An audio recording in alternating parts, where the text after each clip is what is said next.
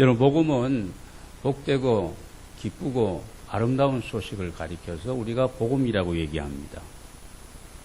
무엇이 복되고 기쁜 소식일까?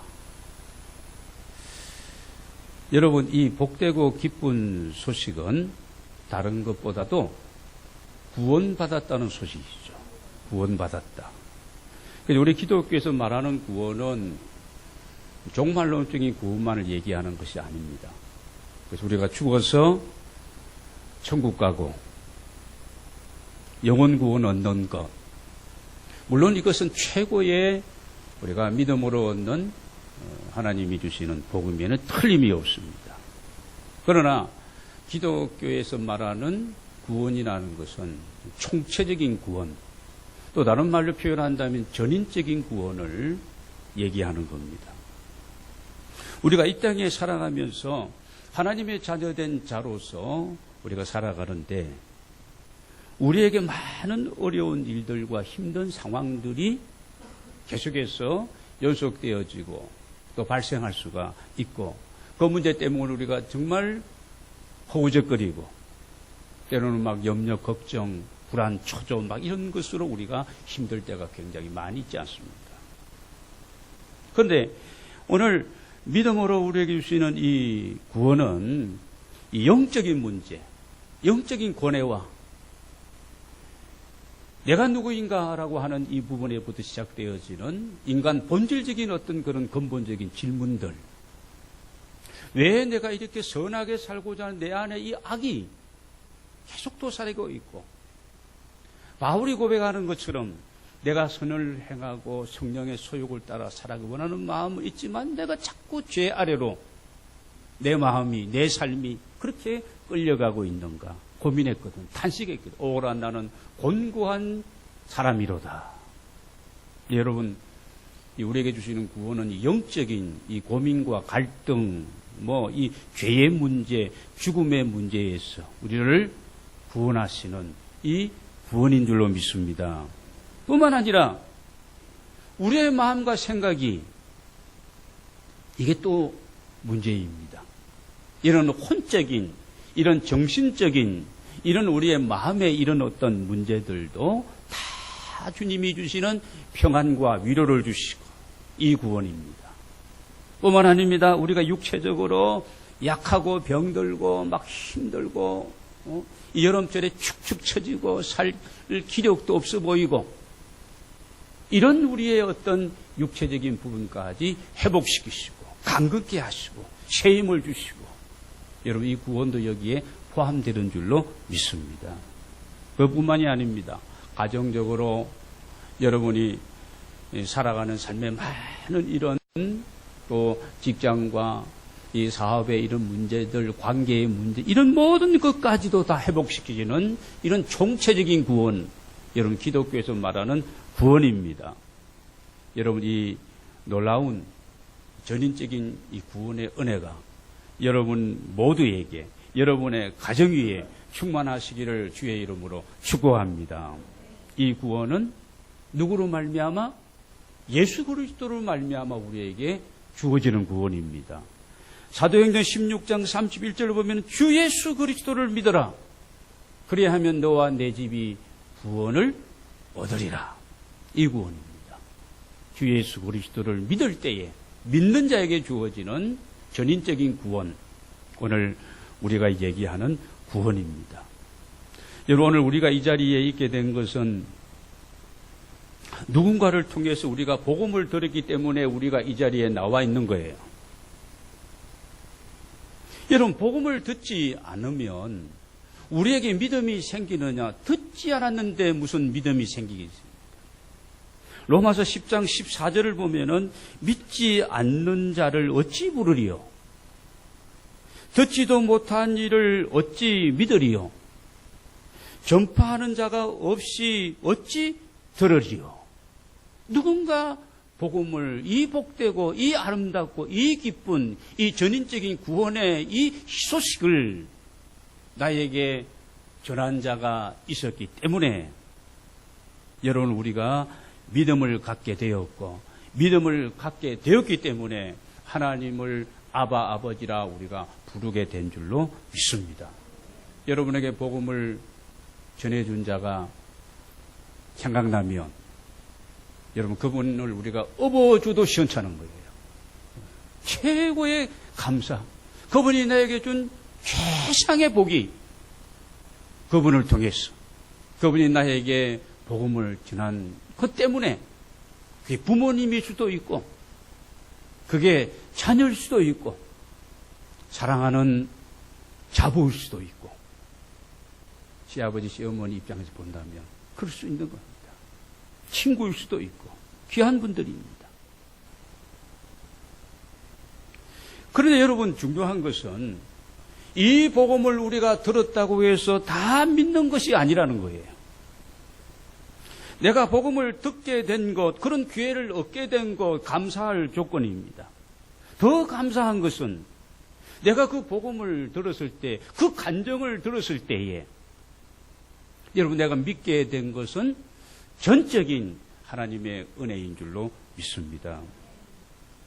오늘 우리가 찬송 드렸던 것처럼 하나님의 은혜로 이 쓸데없는 자가 왜 구원받고 왜 나를 구속해 주셨는지 난 알 수 없도다. 그런 찬송을 가사를 우리가 가지고 찬송했는데 알 수 없는 것이 아니라 알 수 있어야 됩니다.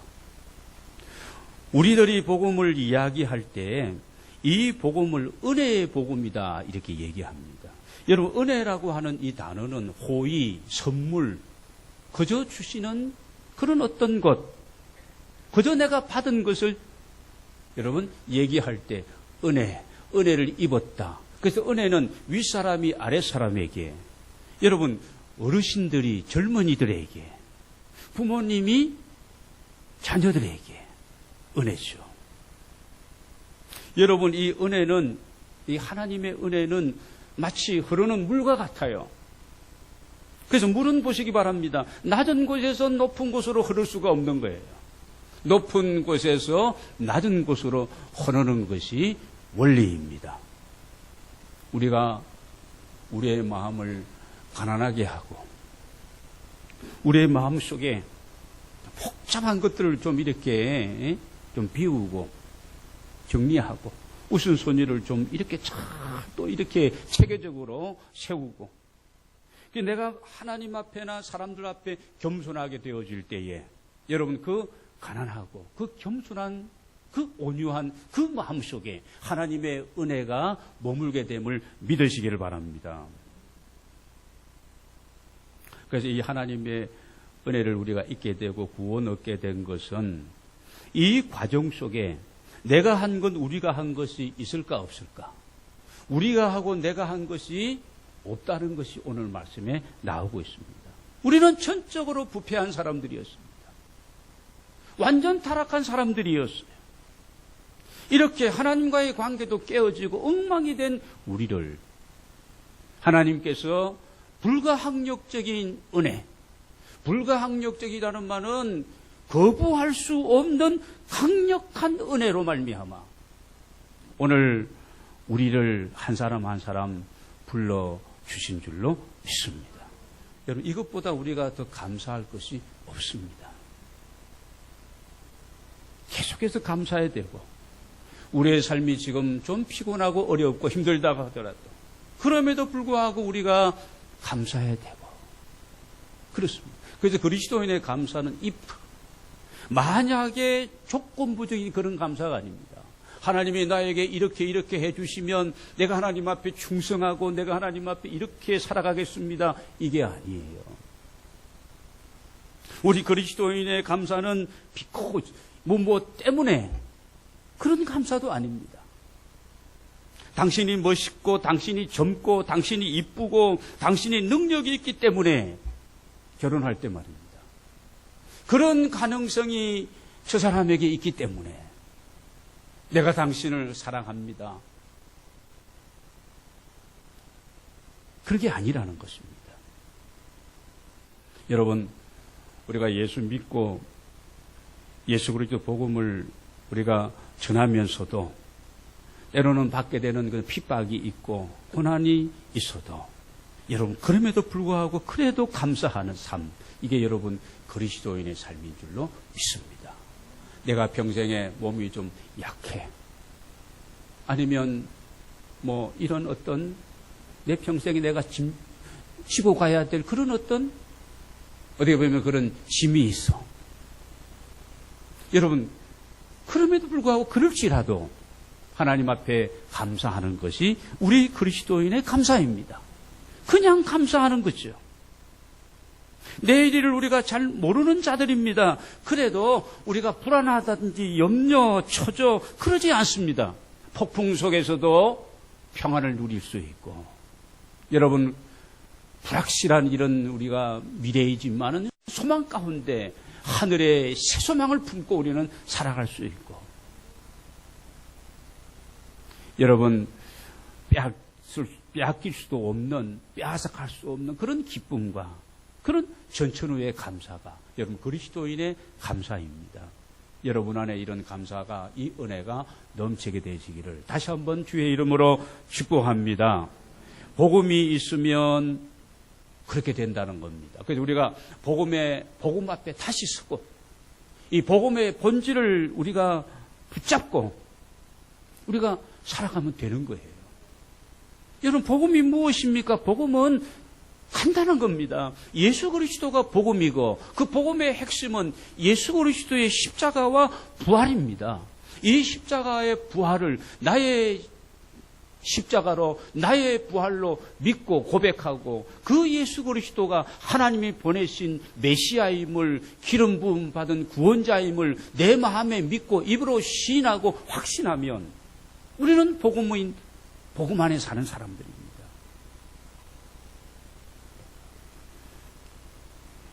여러분, 이렇게 복음은 간단하고 순수합니다. 복잡하고 어렵지가 않은 거예요. 예수 믿는 것이 여러분 복잡한 게 아니에요. 아주 순수하고 간단하고 심플한 겁니다. 그런데 이런 복음의 진리를 자꾸 어렵게 만드는 것, 어떻게 보면 그게 신학인 것 같아요. 그래서 교수들은 아주 쉬운 것도 어렵게, 어려운 용어를 쓰고 이렇게 또 적용하고 해석해서 점점 더 헷갈리게 만들 수도 있는 겁니다. 바울이 아덴에서, 지금 물어본 아테네죠.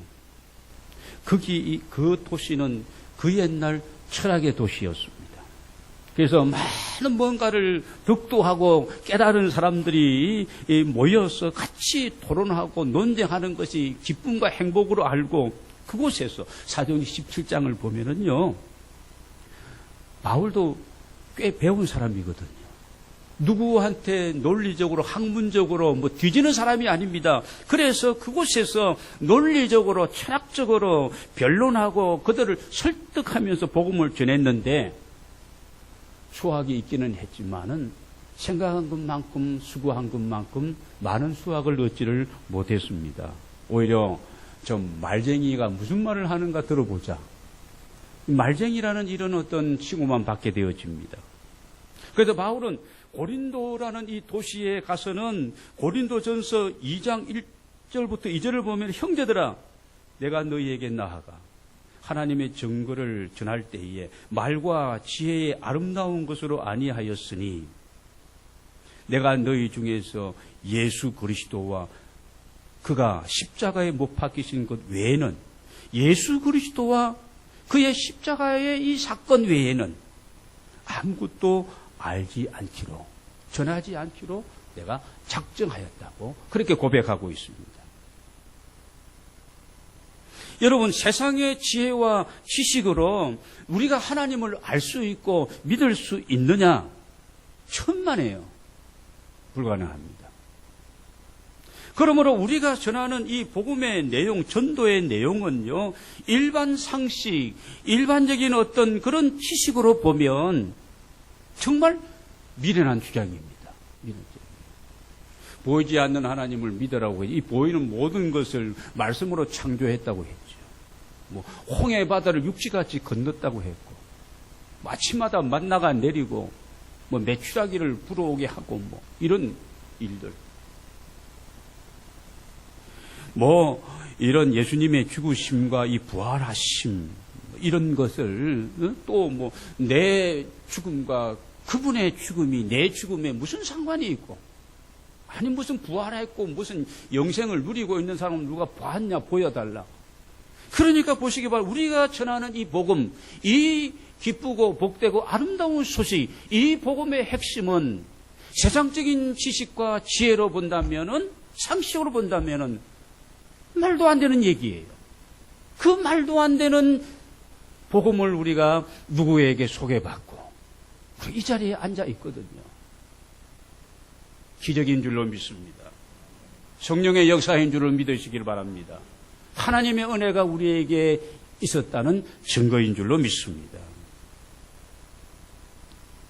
그래서 하나님은 이 전도에 미련한 것으로, 이 복음 전하는 이 복음의 내용에 미련한 것으로 믿는 자들을 구원하시기를 기뻐하셨다.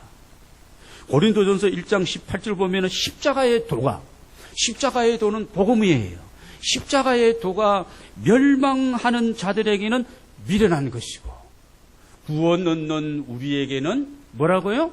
하나님의 능력이라는 겁니다. 전인적인 구원이죠. 확신이 넘치는 겁니다. 걱정할 것이 없는 거예요. 하나님을 아버지로 믿고 고백하고 기도하는 우리가 뭘 걱정합니까? 걱정은 붙들어 매고, 우리 하나님 안에서 이 복음의 열정을 회복하고, 여러분 주님이 우리 안에 계시고 우리 가정을 지키시고 보이지 않는 손님이시고, 그렇잖아요. 내 모든 삶을 계획하시고 여러분 인도하심을 받는 하나님의 종들이 다 되어지시기를 바랍니다. 다시 우리가 정리하면은 우리들이 예수 믿게 된 것은 은혜이고, 이것보다 더 놀라운 축복이 없으며 엄청난 사건이 내 삶 속에 한 사람의 복음을 받은 예수 그리스도인이 그 가정에 들어가면 그 시댁이 변하고 심정이 완전히 복음화되어지고, 그 한 복음의 열정을 가진 믿음의 사람이 직장에 들어가면 직장의 분위기가 달라지고, 여러분 그렇게 될 줄로 믿습니다. 우리가 주님을 향한 사랑과 그 섬김, 우리가 최선을 다해서 준비하고 최상의 컨디션을 가지고 예배하는 거, 그렇잖아요. 최고의 존귀하신 그분께 이게 예배예요. 여러분 이렇게 하는 거, 이 은혜를 알게 되고 우리가 이 복음의 은혜에 이 열정을 회복하면 우리 하나님 앞에 아름다운 헌신자로 모두가 다 세워지게 될 줄로 믿습니다. 세상적인 차원에서부터 차원으로 보는 성공하는 사람은 몇 사람 안 됩니다. 그러나 우리는 누구도 부러워할 수 있는 참으로 아름다운 삶을 우리가 살아갈 수 있습니다. 존귀한 삶을 살아갈 수 있습니다.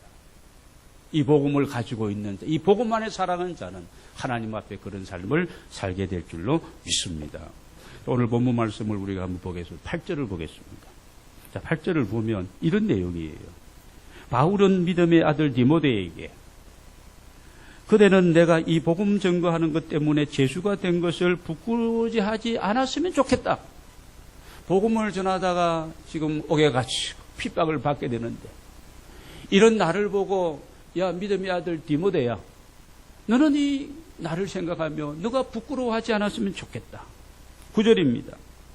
하나님께서 나도 그렇고 너도 그렇고 이 구원의 은혜를 주시고 거룩한 부르심으로 너도 불렀고 나도 불렀다.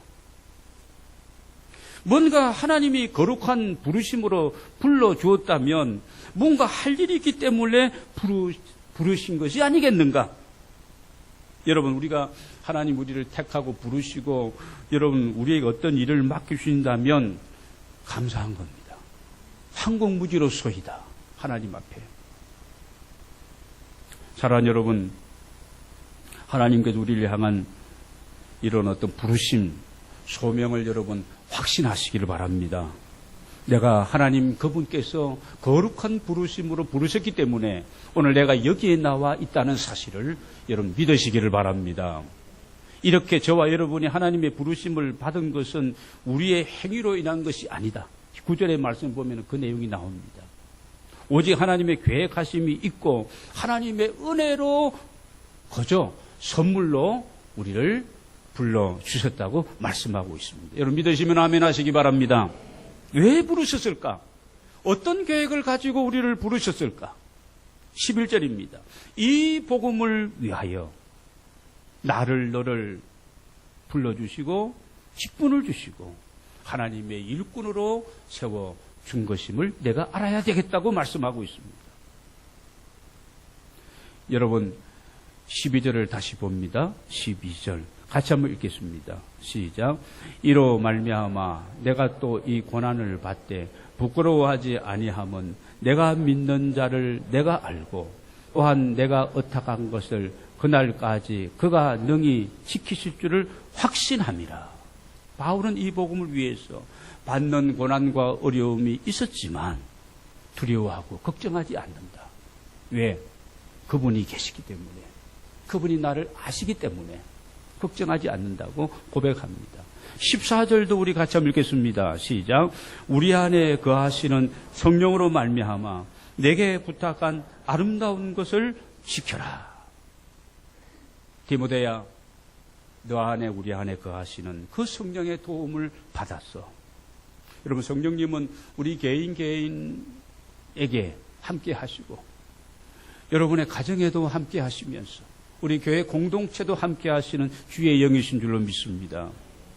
그 성령님은 우리를 도우시는 영이십니다.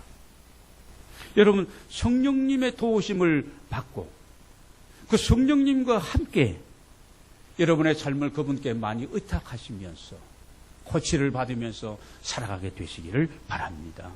그러면 주님께서 우리에게 부탁하신 그 아름다운 일들 우리가 잘 감당하게 될 줄로 믿습니다.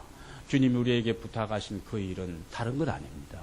마가복음 16장 15절에 있는 말씀 그대로입니다. 너희는 온 천하에 다니며 만민에게 복음을 전하라. 이거 예수님의 지장대 명령입니다. 죽으시고 부활하신 주님이 성천하시면서 우리에게 남기신 마지막 유언이기도 하십니다. 오늘 우리가 성령의 사람, 내가 복음이 내 안에 있고 구원받은 확신이 있고 하나님이 나를 정말 사랑하신다는 사실 여러분 믿어지시면 이 주님의 명령에 순종하는 우리 모두가 되기를 원합니다.